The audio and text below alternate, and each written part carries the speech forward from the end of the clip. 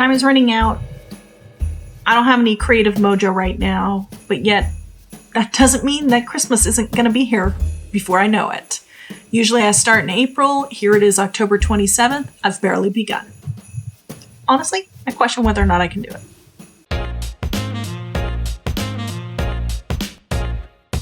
Hey chickies, welcome.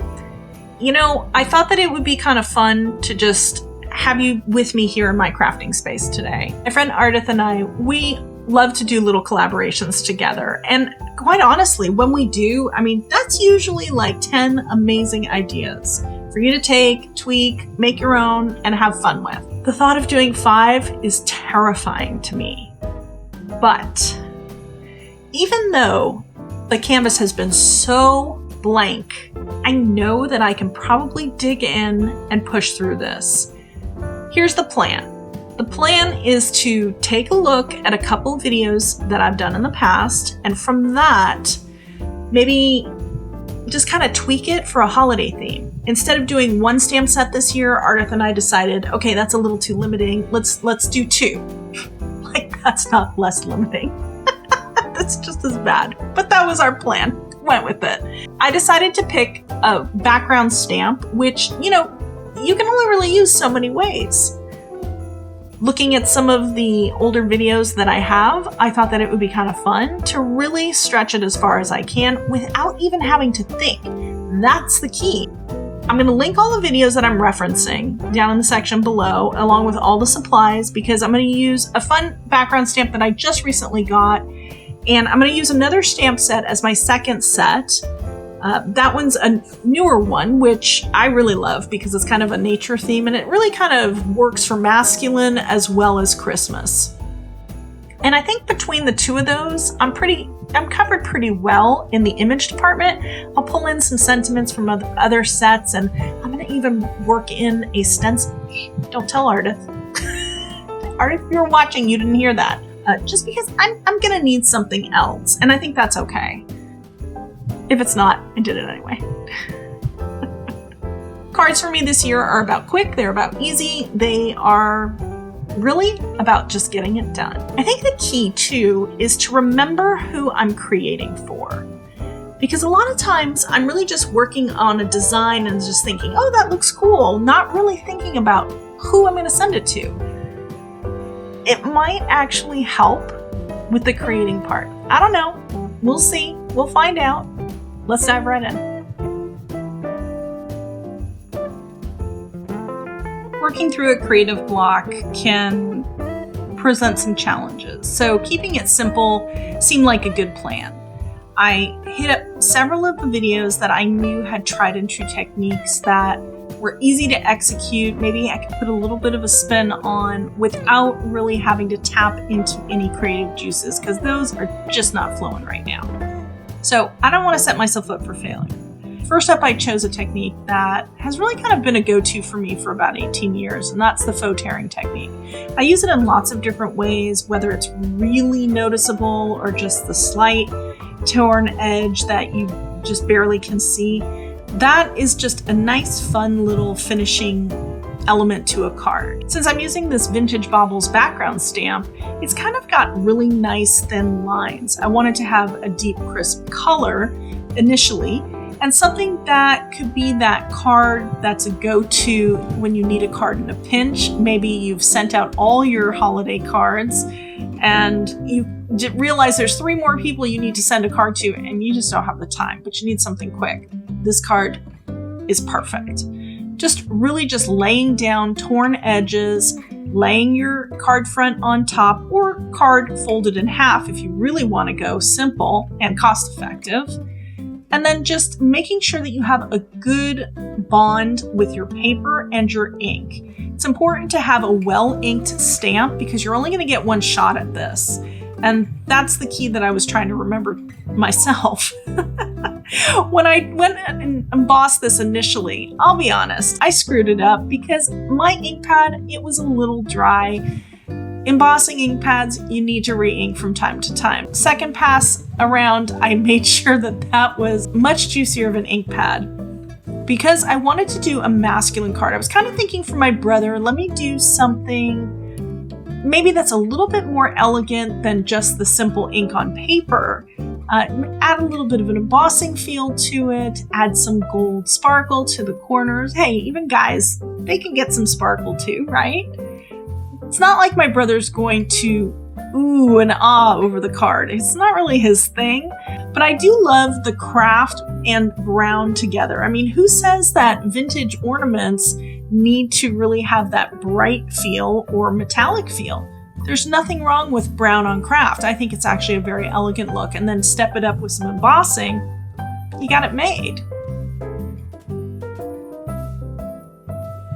Now from there, I was kind of thinking of another card that I absolutely loved. This video I did a few years ago. It's using gel printed backgrounds. It's so simple to create full sheets of just colorful backgrounds.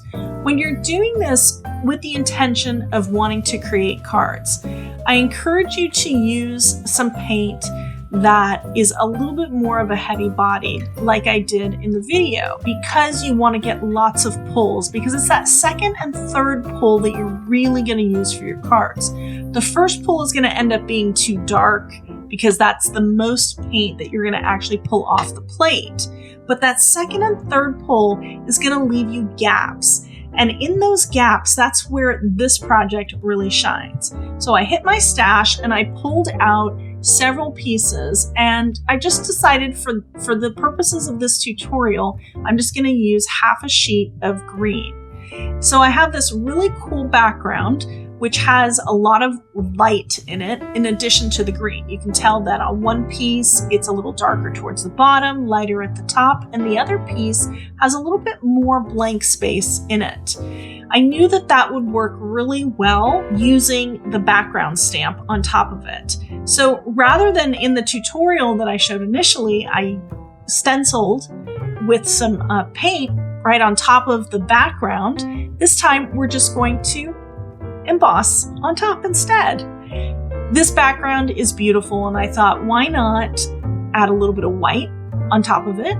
Or we can add the new Deck the Halls embossing glitter that matches the new Catherine Pooler ink as well onto the green one. And that one turned out absolutely stunning. I mean, this is definitely one that I'm going to keep making because I have lots of green backgrounds and it's so easy. Cool thing about gel print sessions is you end up with all these extra backgrounds, and this is the time to come and grab the ones that you didn't use, the ones that weren't so cool. Throw a background stamp on top of it. I know that I'm gonna actually dig into my stash. I probably have a good 15 sheets that I can pull from and just make cards from, and I'll get 4 to a sheet. That's gonna add up really quick and help me with my stash. Very simple, straightforward. It's a cost-effective card, and honestly, it's a pretty striking card. Best part, quick and simple to make. Still not really stretching myself here, just really kind of tapping into some of the good stuff that we've already shown, but putting a little bit of a spin on it, and that's really the fun part. For this next project, I wanted to kind of go into that paper scraps video. There's a project in there that I love. It actually sits on my desk a lot. It's the Edge to Edge project, and it has all these bright rainbow colors in it. But what's really cool is I took a die cut and popped that out, and I made 2 cards out of 1, and I just embossed the bottom. I love how those really chunky letters sit on top of that embossed background. So I thought that I would kind of pull from that, but I would kind of give it a fresh twist. You know, since we're collaborating with Ardith, Ardith is just the queen of a lot of white space, really great, clean and simple cards, a lot of bright colors. And so I've kind of got her in mind when I'm making this. It's elegant, yet it has that pop of color and lots of white space, but not just regular white space. I thought that I would emboss a sheet of white cardstock with this background stamp, just white on white. Then we're gonna add some of those chunky letters, but we're gonna do them in fun colors. And I just love how this turned out. I added a little bit of gold glittered embossing powder, of course, to the edges. because it needed that little something. Otherwise, it was going to be a little too plain. And what that does for me is it really takes it to the next level. I don't know. I think she'd like it. I still have 2 projects to go, and I love it when you can get 2 ideas from one. Next up, I think I'm going to take the concept of those big bold letters, move it to a wider card. I'm going to use the word Mary, but I'm going to cut that out of a stamped piece of paper using the background stamp. They're a little bit on the larger size, so to get the word Mary, it actually fills a full 5.5 inches. And I wanted to have a little bit something else on here. So that there's a little something going on in the background, I went ahead and did a little ink blending, tone on tone, Juniper Mist onto some Night of Navy cardstock. Night of Navy. Yep, going back to Stampin' Up! Days. Who else here has Stampin' Up! Cardstock? I'm guessing I'm probably not the only one. I've got quite a little rainbow back here. Went ahead and embossed another couple ornaments and just fussy cut those out for the side. And while this card is cool, I really do enjoy the vintage bauble part of it. I kind of was feeling those colors from the project before. So I thought that I would kind of take, and this happens to me a lot. I don't know if it does to you too. I'm creating something and I like the card. It's cool. But there's something I feel that can be different. So I kind of tweak it a little bit.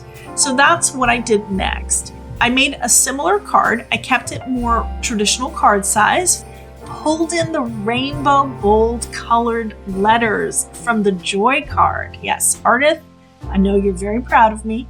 This is a very nice rainbow card. And there you have it. It's simple, it's easy. I could probably mass produce a ton of these just watching a movie. Just cut out several and then just using that little Christmas from that stamp set that I love, because I love those skinny little letters, and look how perfect it is right over the R's. It doesn't get any better than this. I really do love this card. Now for this last project, I actually decided to combine a few. I'm going to use this new stamp set, and this is the Pine Cone Greeting stamp set. I think it's just released today over at Catherine Pooler Designs, and I love realistic nature scenes. Any nature stamps, I'm usually sold. I'll be the first one to buy it. And this is a beautiful, beautiful set. There's lots of different pine cones in it, and I just did a little bit of faux tearing at the bottom of the card, a couple pine cones, a couple branches, and then I went ahead and did some stenciling at the top. I took out that Jack-in-the-Box stencil and just kind of did a little ink blending, kind of fading it towards the bottom. And then when I was done, I just added one of the word dies. Happy Holidays. Simple. What's nice about it is I used one of those gel printed backgrounds that I had left over, and I love using these for sentiments because it's easy, I don't have to color them, it's quick. And what's great about it for holiday cards is when you have something that has a little bit of speckle to it, like it's got some white where you didn't quite pick up the paint, that's perfect because that becomes the snow in the sentiment. And it is just so perfect on this card. Even though I didn't really come up with anything new, I just kind of tapped into some things that I had going on already. I'm really happy with what I did.